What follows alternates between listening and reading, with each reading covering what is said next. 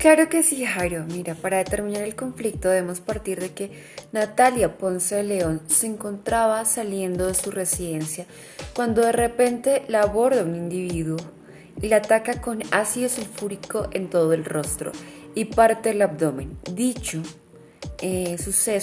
ataque, da como consecuencia una deformidad física con daños psicológicos. De acuerdo a lo anterior, se puede evidenciar que el victimario acá no busca la muerte de la víctima.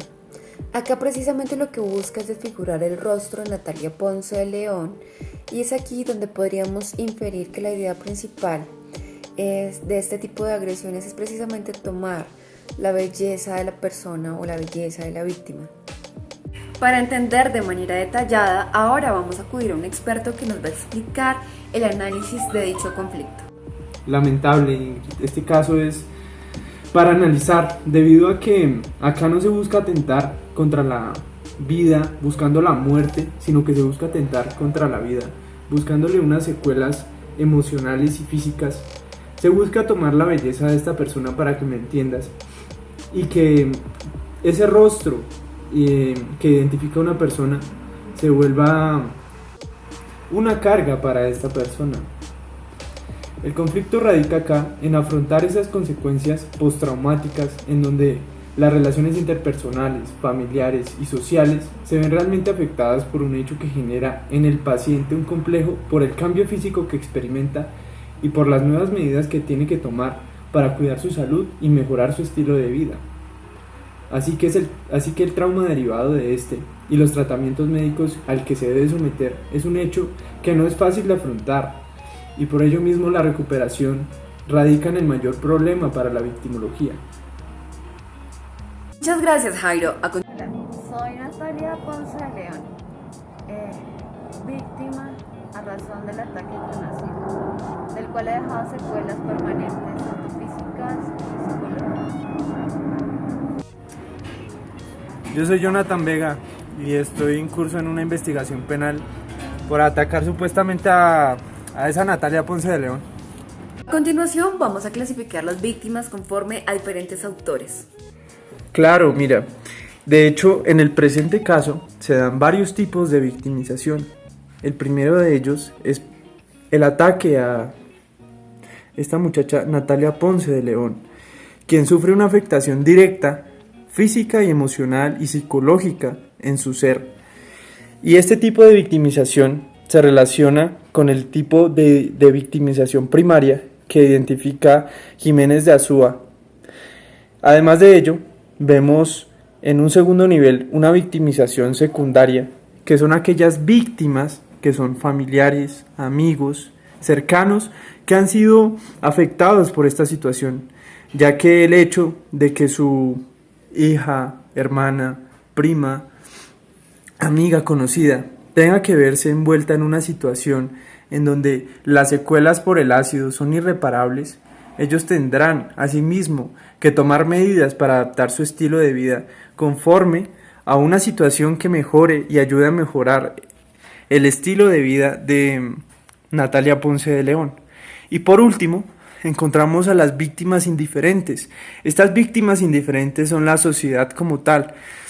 Con sociedad me refiero propiamente a las mujeres que hoy en día, gracias a ese ataque, ven en la sociedad y en el Estado propiamente una falta de protección a las mismas y un miedo a que a ellas mismas se les pueda hacer esta afectación en un futuro tal vez cercano por los ataques con ácido que hasta el momento no habían sido regulados. Ahora Ingrid Parra nos contará cómo se puede enmarcar a la víctima en el proceso penal colombiano. Claro que sí, estimado Jairo. Se enmarca la víctima conforme al artículo 132 de la Ley 906 del año 2004, por lo cual víctima es toda persona natural o jurídica que individual o colectivamente ha sufrido algún perjuicio. Como consecuencia del injusto, precisamente la calidad que le otorga el derecho de acceder a la actuación impone reconocerla como tal en el proceso. Ahora Jairo nos va a explicar los derechos que tienen las víctimas. Los derechos de las víctimas, en este caso, se pueden enmarcar en una clasificación general y podemos hablar de la verdad, la justicia, la reparación integral, las garantías de no repetición. Sobre todo debemos hablar de un derecho a la justicia en el que la víctima tenga derecho a acudir a las instancias judiciales para llevar a cabo el proceso contra su agresor. También están los derechos de dignidad, intimidad, privacidad.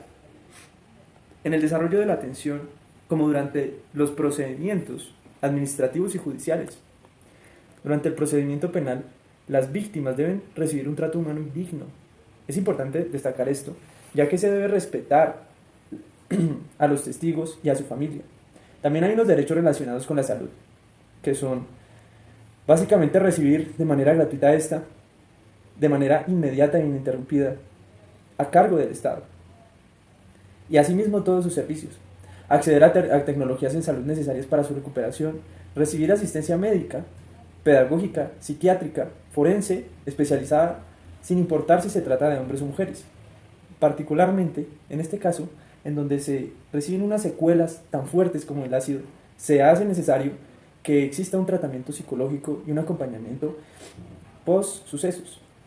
También existe el derecho a acceder a la atención inicial de urgencias, IPS, de manera prioritaria. Y tenemos en concordancia con estos derechos, unos derechos que los acompañan, que son relacionados con derechos a la protección, que son aquellos en los que se puedan solicitar protección de las autoridades competentes, que se prevenga de futuros ataques y se aleje al agresor de la víctima, recibir la protección si existen amenazas contra las personas sobrevivientes o sus familiares. Básicamente estos son los principales derechos que deben tener las víctimas y se deben amparar.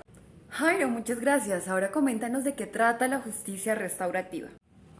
La justicia restaurativa en este caso, querida Ingrid, lamentable por los hechos sucedidos y la falta de regulación normativa hasta el momento en el que ocurrieron. Sin embargo, se han creado algunas normas para la justicia restaurativa.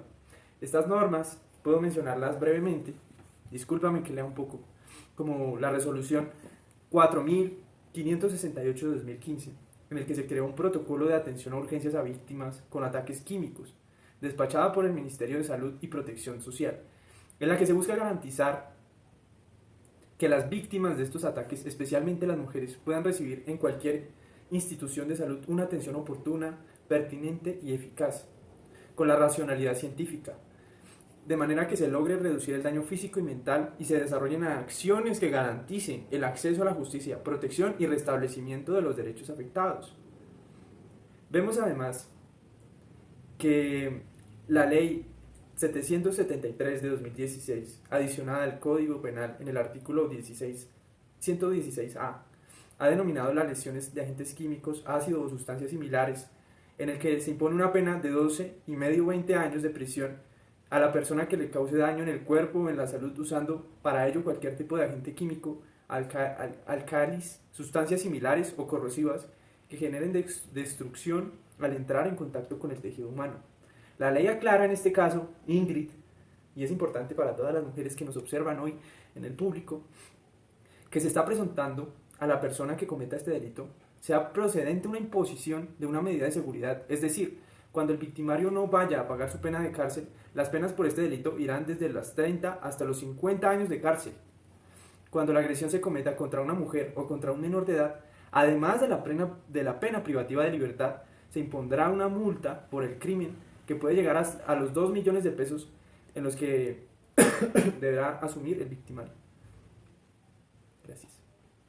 En consideración a todo lo anterior, para que sea entendible, no solo por un ser humano, sino hasta por un perro, vamos con unas conclusiones negativas y positivas sobre el caso de Natalia Ponce de León.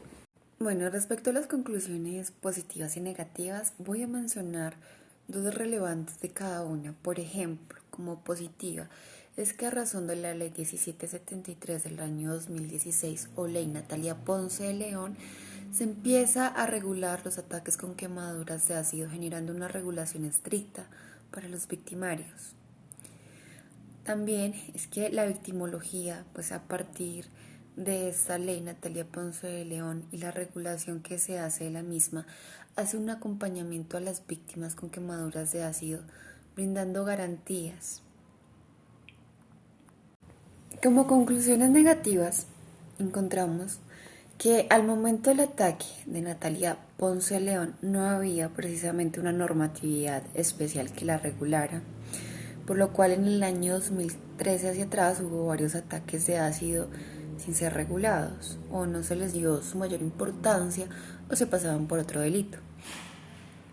Además, que a razón de la falta de prevención y el hecho ocurrido dio como resultado unas quemaduras ocasionadas en el rostro de Natalia Ponce, esto claramente ocasionando secuelas físicas y fisiológicas, por lo que la victimología para el año 2014 no estaba preparada para reparar precisamente esos daños ocasionados por ese tipo de quemaduras.